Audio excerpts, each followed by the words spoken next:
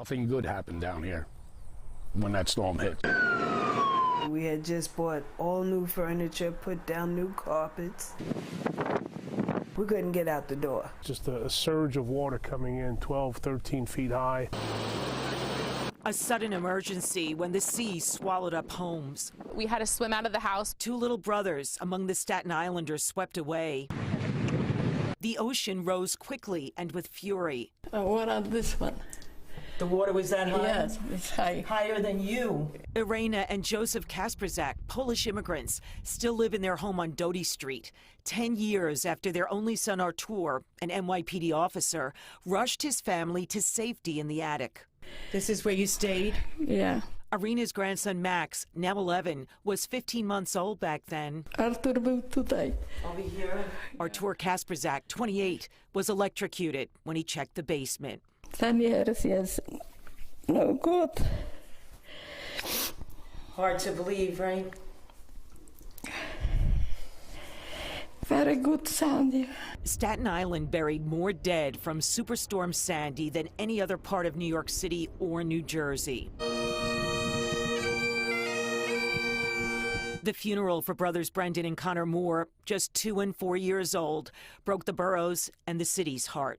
My health issues are getting worse by the minute from that storm and the depression. Vangelia Romano lost her children's baby pictures to Sandy's floods, and her house was demolished. We were out of the house for 8 years in an apartment, and we had to put stuff in storage. The Romanos had a modular home replace their original house, but it's not the same. Everything is smaller, and they had architects in here. We're in Oakwood Beach, which used to be home to many bungalows and other houses built closely together. Now it's pretty much a ghost town, with most families leaving after Sandy, taking city and state buyouts for their properties to start over someplace else. We found Eddie Murphy mowing the grass on the plot where his friend John Filipowicz and John's 20-year-old son died in the basement on Fox Beach Avenue as they pumped out water. They were embraced when they were found. They were embracing each other. Borough President Vito Fasella told us soccer fields will soon be created here for a local league that needed space. I think we always try to look to see if we can make a positive out of this disaster. Engineers now in the middle of a project called Living Breakwaters, using man-made materials to protect the shoreline. Being built as we speak, that will alleviate a surge.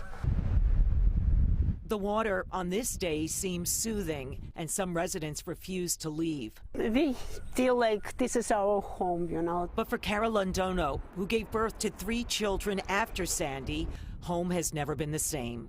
Everything's destroyed. The city-run Build It Back program told her she'd have to knock down her house and elevate it 14 feet, the family returning in 2019. We have a whole wall of cabinets that are missing. She keeps saying, "Mom, I just want to go home." And I'm trying to tell her this is our home. Londono, one of 19 families slapped with a lien that year when their contractor said the city owed him more than $1 million. The $1.1 million is a balance that the New York City owes me for 19 homes. Londono and her husband, a military vet, finally cleared the lien. But 10 years after Sandy, they're done with Seaview Avenue. You try to do the right thing when you're young, buy a house, do the right thing, and it's just instantly taken away from you, out of your control, just Mother Nature, and there's nothing you can do about it. We plan to sell this house, and we want to move. So it's just like this nightmare that just won't end. The parents who lost their son on Doty Street, which is close to Father Capodanno Boulevard, say their basement still floods after heavy rain. So some of the problems that were there before Sandy are still there. Corey and Shirley.